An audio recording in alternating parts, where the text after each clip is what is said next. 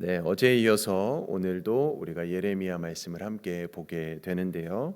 예레미야 30장에서 이 오늘 본 우리가 33장까지 이 말씀을 소위 위로의 책이다라고 이야기를 합니다. 어떻게 보면 예레미야의 핵심 내용이 담겨 있다라고도 볼 수 있는 말씀이 담겨져 있습니다.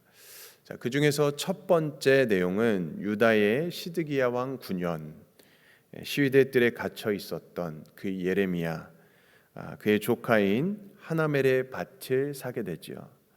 그래서 하나님께서는 유다를 다시 회복하실 것을 예언하여 말씀해 주십니다. 이제 오늘 본문은 두 번째 내용입니다. 동일하게 시드기야 왕 9년의 이야기이죠. 예레미야가 시위대 뜰에 갇혀 있을 때 받은 예언이고 역시 유다의 심판과 회복을 예언해 주고 있습니다.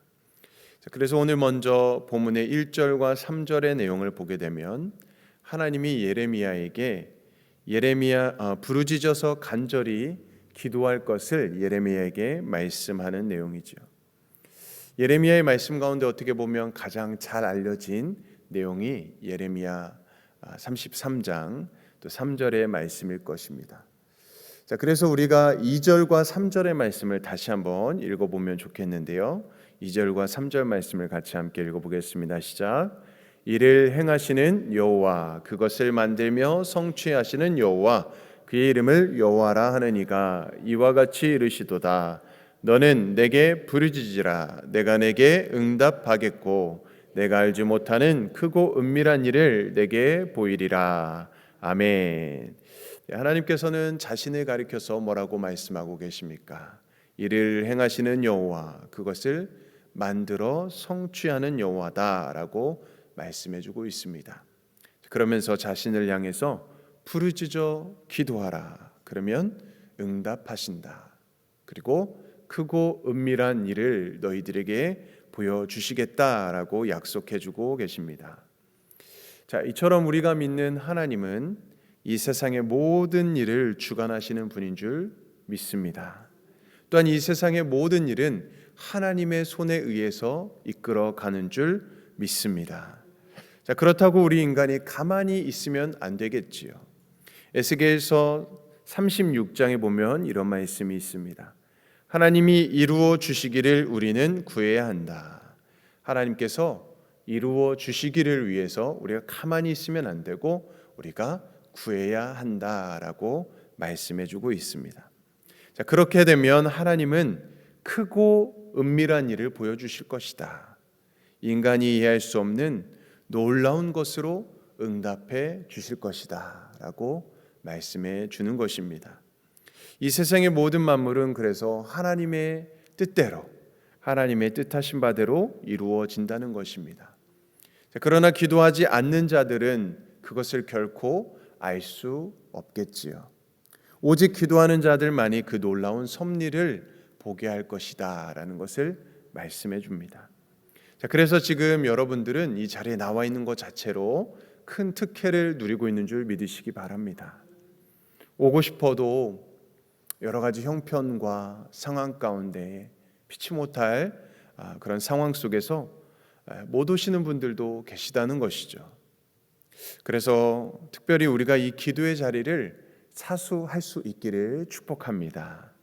자, 그래서 구체적으로 하나님의 섭리, 그 크고 놀라운 일을 말씀해 주고 있는데요. 4절과 5절 말씀의 내용을 보면 예루살렘 함락을 통한 하나님의 그 심판이 시행될 것을 이야기해 주고 있습니다. 유다 백성들은 예루살렘을 지키고자 인간적인 방법을 아무리 힘써봤자 그들의 모든 노력은 아무 소용이 없는 것이죠. 그들이 패망할 수밖에 없는 것은 여호와의 하나님의 손길이 그들을 떠났기 때문에 그렇습니다.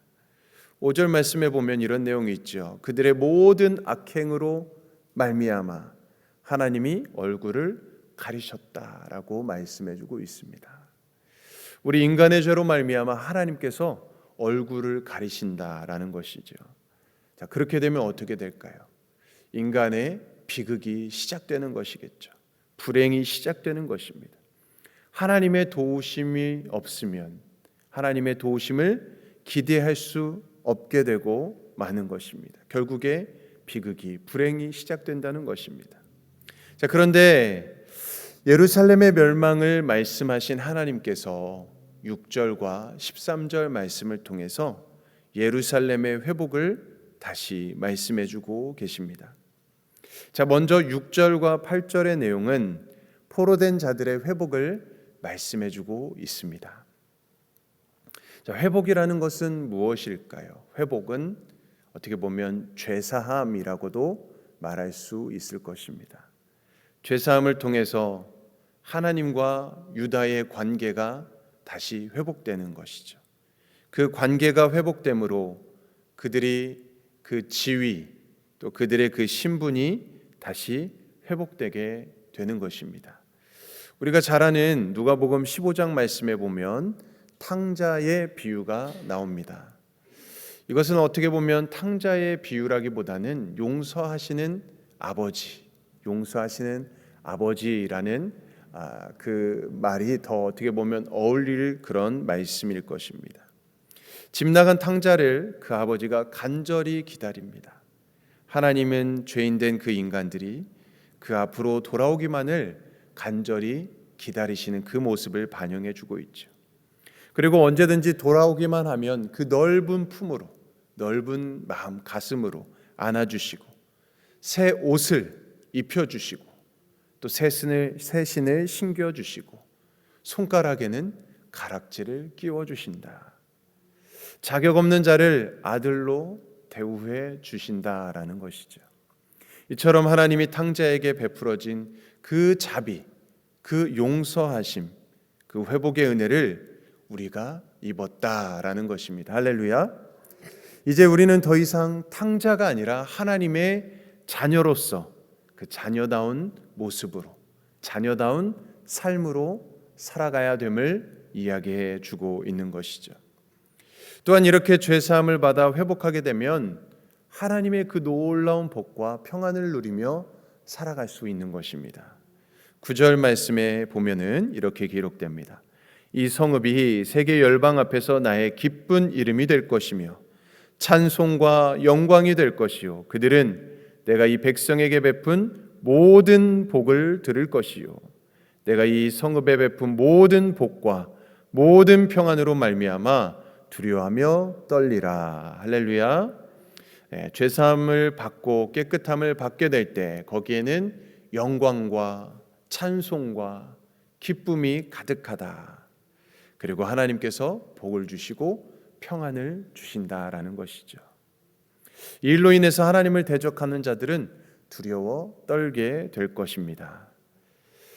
우리들 또한 죄인 되었다가 하나님을 만나고 용서받고 또 하나님의 또 자녀가 되었을 때, 구원받았을 때 얼마나 그 기쁨이, 그 감격이 컸습니까?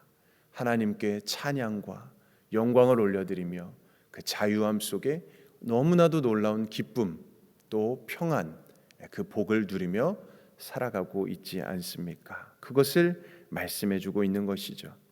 자, 그리고 그때에는 10절 말씀처럼 다 읽지는 않겠지만 즐거워하는 소리가 있을 것이고 기뻐하는 소리, 신랑과 신부의 소리, 감사와 찬양의 소리가 넘쳐나게 될 것이다 라는 것을 말씀해 주고 있습니다. 이처럼 하나님의 복과 평안을 주시면 이런 소리들이 넘쳐난다는 것이죠. 이는 세상을 떠들썩하게 하고 어지럽히는 소리가 아닙니다. 생명의 소리이자 기쁨의 소리고 복된 소리이다라는 것이죠. 자, 이와 같이 우리 믿는 자들이 누리는 가장 큰 복 가운데 하나는 하나님의 기쁨이 충만하게 되는 것, 또 그 기쁜 소리가 넘쳐나게 되는 것입니다. 자, 하나님은 유다와 예루살렘을 회복시켜 주셔서 복과 평안을 주심으로 기쁨의 소리가 가득한 성읍이 되게 할 것이다 라는 것을 말씀해 주고 있습니다.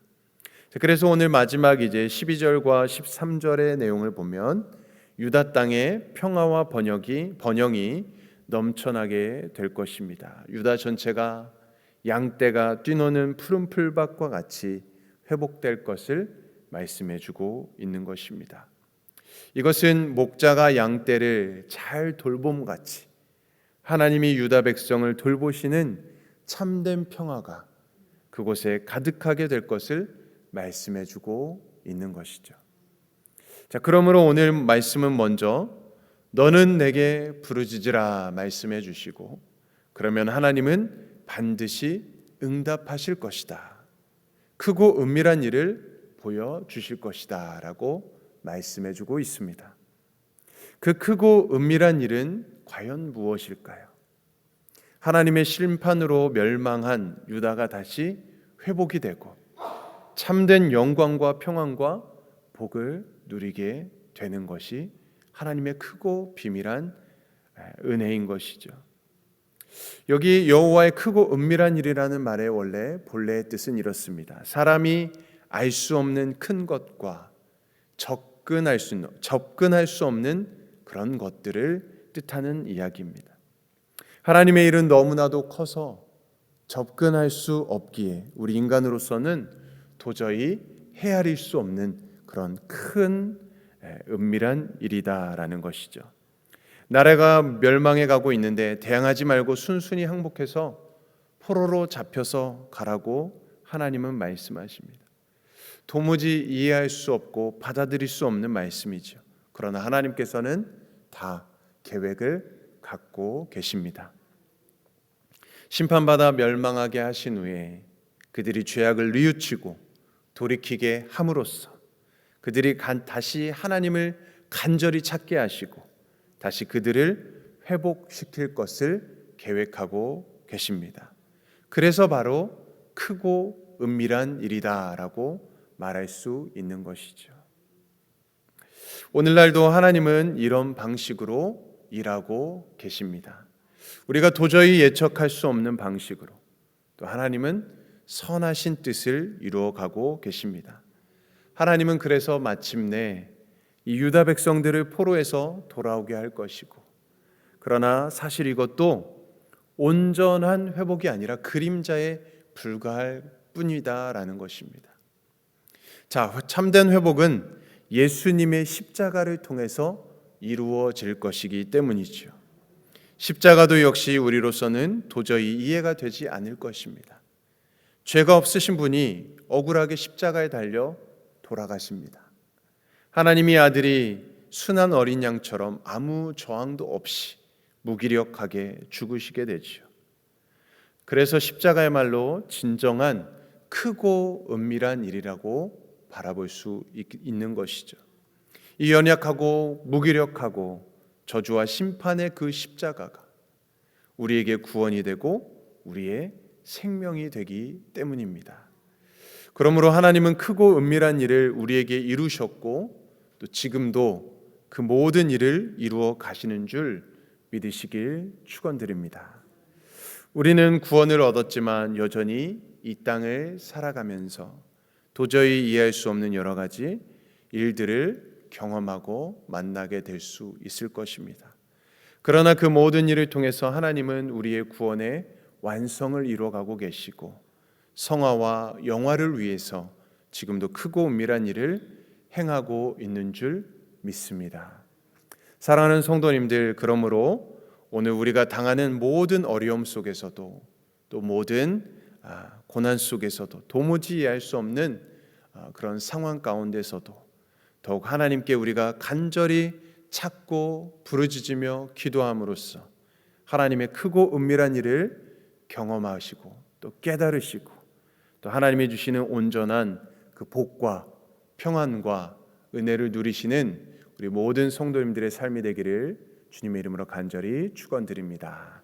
아멘. 우리 함께 기도하겠습니다. 은혜와 사랑이 풍성하신 하나님 아버지, 오늘도 말씀을 통해 우리에게 새로운 소망을 주시니 감사드립니다.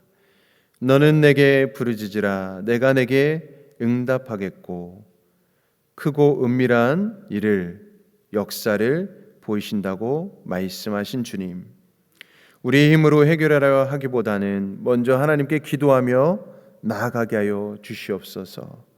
우리 삶 가운데 무너진 곳이 있다면 다시 세워주시고 상한 마음이 있다면 치료하여 주시고 메마른 곳에서는 다시 기쁨과 찬송이 흘러나오게 하여 주시옵소서. 때로는 아무런 변화가 보이지 않고 하나님의 응답이 멀게 느껴질 때에도 하나님의 약속은 변하지 않는다는 사실을 굳게 믿게 하여 주시고 우리의 삶의 모든 자리를 주님께 맡겨드리게 하여 주시옵소서. 사람의 방법이 아니라 하나님의 방법으로 우리 모든 것들을 인도하여 주시고 우리가 알지 못하는 크고 은밀한 일까지도 주님께서 이루어 주시옵소서. 오늘 주신 말씀을 마음에 품고 기도를 멈추지 않으며 회복의 하나님을 끝까지 신뢰하는 믿음으로 살아가게 하여 주시옵소서. 감사드리며 모든 말씀 예수 그리스도의 이름으로 간절히 기도드립니다. 아멘. 오늘은 우리 알바니아 최조영, 홍정희, 남아공 곽영선, 박정진, 안성준, 김현정 선교사님으로 해서 함께 기도해 주시기 바랍니다. 줄타 중이신 우리 담임 목사님, 팀 전도사님, 2세 목회자 컨퍼런스 참여 중인데 모든 일정 은혜 가운데 잘 진행되도록 기도해 주시기를 바랍니다. 또한 우리 릴레이 기도, 가을 부흥성회를 위한 릴레이 기도가 시작되었는데 어제부터 시작되었죠. 또 모든 선교회 목장별로 또 릴레이 기도할 때 또 하나님의 은혜가 임하게 하여 주시고 또 부흥성회를 우리가 기도로 또 잘 준비할 때 더 풍성한 은혜를 누릴 수 있도록 함께 기도해 주시기를 바랍니다. 또한 이 시간 오늘 우리의 말씀을 기억하시면서 또 우리 각자 개인의 기도 제목을 가지고 주님의 이름 한번 외치며 합심으로 기도하겠습니다. 주여